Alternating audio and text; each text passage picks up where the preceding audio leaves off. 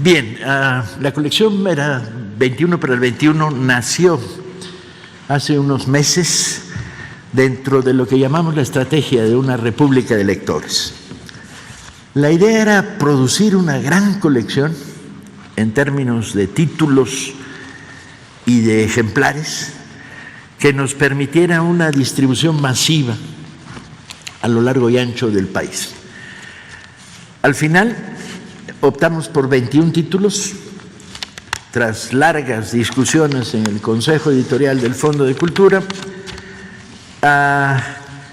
y tuvimos algunos problemas. En algunos casos, algunos libros que nos interesaba que salieran en esta colección, o las agencias literarias o los herederos no estaban a favor de que sus autores tuvieran una distribución gratuita. En otros las contradicciones eran más complicadas todavía, y mientras que los herederos decían sí, las agencias literarias decían no. El hecho es que fue depurándose una lista a partir de lo que había en el Fondo de Cultura, a partir de conversaciones con autores, que recogiera libros post-independencia, o sea, a partir de la independencia hasta mediados del siglo XX. Esta colección, que voy a presentarles en unos instantes, consiste en, como les decía, 21 títulos de 100,000 ejemplares cada uno. Fue financiada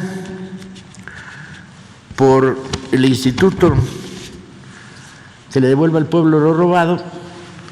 Costó alrededor de 45 millones de pesos, que cubre costos de impresión, derechos de autor que se le pagaron a los herederos o los autores, y un micro costo de distribución mínimo, prácticamente inexistente.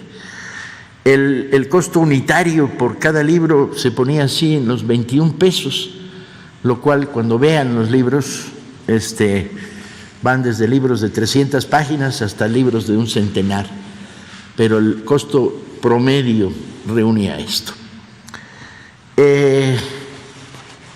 Armarla no era tan complicado, y producirla, aunque tenemos que agradecer a IEPSA, la empresa estatal, por la velocidad con la que imprimió, y tuvimos problemas de almacenamiento. 2.100.000 libros en las bodegas del fondo, desbordaban las bodegas del fondo y de Educal, y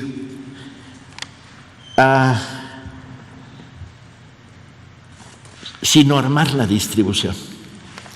El problema con la producción de libros en una operación, esta que es la operación más grande que ha habido en la historia de América Latina, de regalo de libros, es muy arduo. No puedes volantear los libros, no puedes pararte en una esquina y regalar.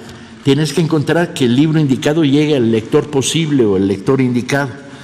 Y en ese sentido la clave es, no le puedes dar a una sala de lecturas infantil un libro de Monsiváis, y sin embargo a un club de lectura, un CCH o un bachilleres en Guadalajara, tienes que hacerles llegar ese libro. Entonces tienes que crear una distribución fragmentada y bajo la lógica de a quién vas, quién buscas y cómo llegas.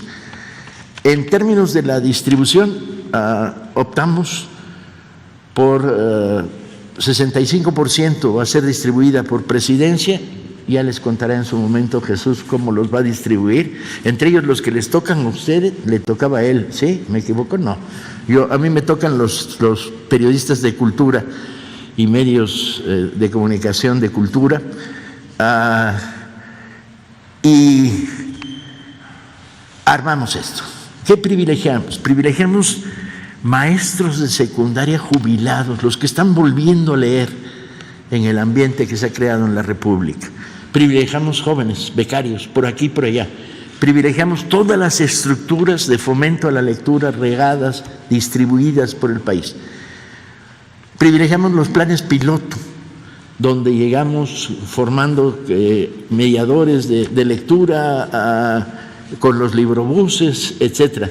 Privilegiamos bibliotecas en las normales, privilegiamos las universidades rurales. Privilegiamos los centros de secundaria, de escuelas de ciencias del mar. Procuramos una distribución que en un determinado momento le permitiera a un adolescente ver los libros sobre una mesa, como los que están ahí, y escoger. Voy a comentarles un poco en qué consiste la colección.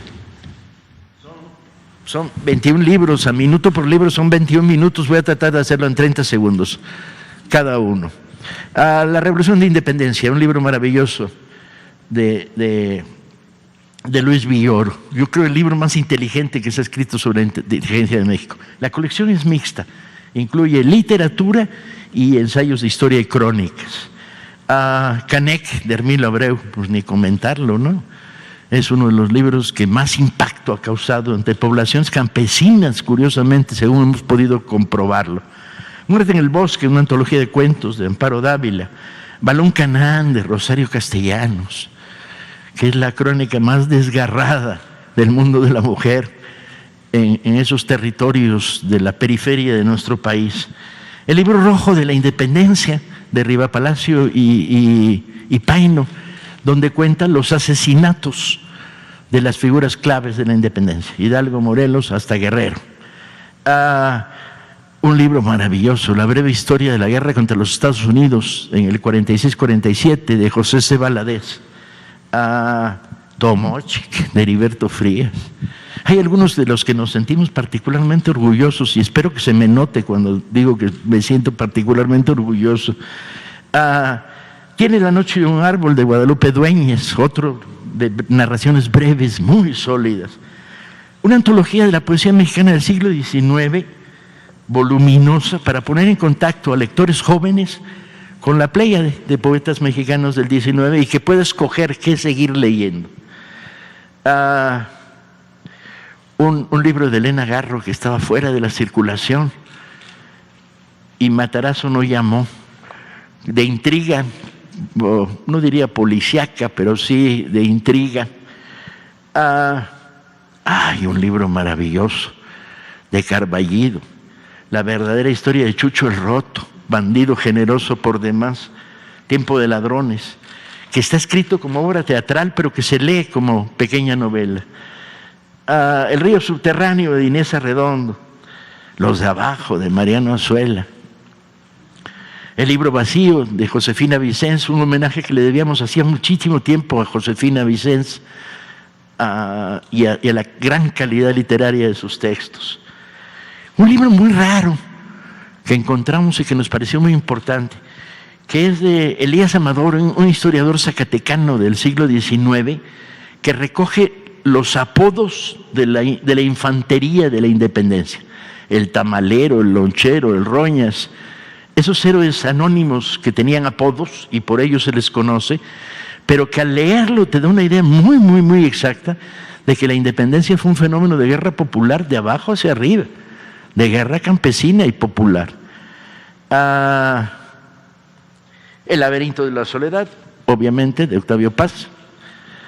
Apocalístic, los ensayos de Carlos Monsiváis, que son la cual más inteligente y lúcido, y que hablan un poco de un recorrido que llega a nuestros días prácticamente. Es quizá el único libro que se acerca a nuestros días. Pueblo en Vilo, de Luis González, el maestro de la microhistoria, la narración en chiquito del mundo agrario mexicano. Paseo de la Reforma, de Elena Poniatowska, una de sus crónicas más interesantes y más mordientes.